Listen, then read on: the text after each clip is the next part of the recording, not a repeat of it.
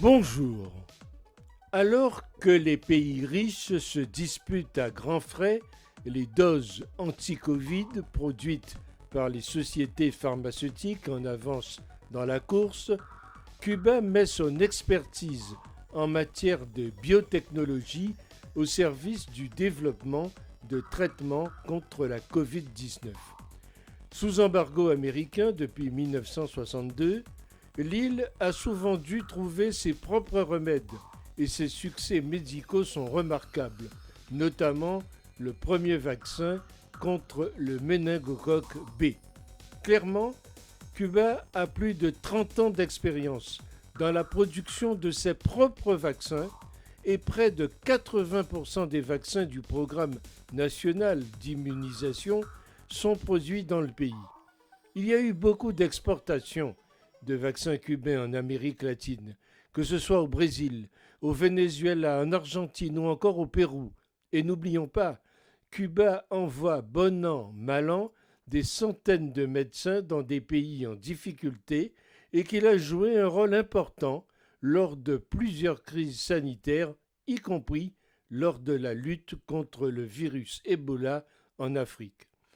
Donc, l'État caribéen, qui dispose d'une expertise méconnue en biotechnologie, espère immuniser l'ensemble de ses 12 millions d'habitants avant la fin de l'année et produire, durant cette période, 100 millions de doses susceptibles de profiter à ses voisins et au-delà, si l'entreprise est couronnée de succès. Les biotechnologies cubaines représentent une source d'espoir pour les pays du Sud, alors que trop de pays du Nord font la sourde oreille au fait qu'il faut partager les ressources pour venir à bout de la pandémie. Solidarité et partage leur sont complètement inconnus. 4 candidats vaccins cubains progressent dans leurs différentes phases d'évaluation dans les différentes provinces de Cuba. Soberana 1, Soberana 2, Abdala et Mambisa. Il y aura 4 vaccins pour la vaccination massive et volontaire des 11 millions de Cubains.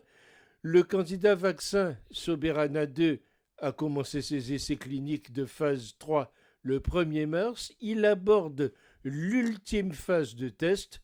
Si ces étapes sont franchies avec succès, le vaccin sera accessible aux Cubains gratuitement, mais sans obligation.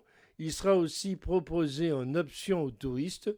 100 millions de doses sont annoncées pour cette année. Ce vaccin a déjà démontré jusqu'ici une grande sécurité ainsi qu'une puissante réponse immunitaire. C'est un pari qui peut sembler fou. Cuba a pourtant été le premier candidat d'Amérique latine et des Caraïbes à avoir un vaccin en phase clinique. Fort de sa longue expérience, Cuba a donné à ses chercheurs la mission d'aboutir au premier vaccin anti-coronavirus conçu et produit en Amérique latine, de quoi intéresser d'autres pays. Le vaccin cubain a été en effet présélectionné par l'OPS, la branche panaméricaine de l'Organisation mondiale de la santé, ce qui permettrait de l'inclure dans le fonds de roulement de vaccins, le mécanisme d'acquisition de l'OPS pour les pays des Amériques afin qu'ils puissent avoir accès à des vaccins à un prix raisonnable. Mais il y a un blocage, l'embargo, qui, au-delà de la question des violations des droits de la personne, s'accompagne d'une campagne de discrédit qui vise tout ce qui se passe à Cuba. Tout ce qui présente une image plus positive est attaqué ou passé sous silence. L'embargo est incroyablement musclé. Cuba ne peut pas vendre une seule aspirine aux États-Unis et toutes les entreprises qui veulent traiter avec le pays peuvent être visées par une loi interdisant le commerce avec l'ennemi. Le développement de nouveaux vaccins fiables, à Cuba ou ailleurs, apparaît dans ce contexte comme une avenue cruciale pour sortir de la crise, les grandes sociétés pharmaceutiques dictant actuellement le jeu.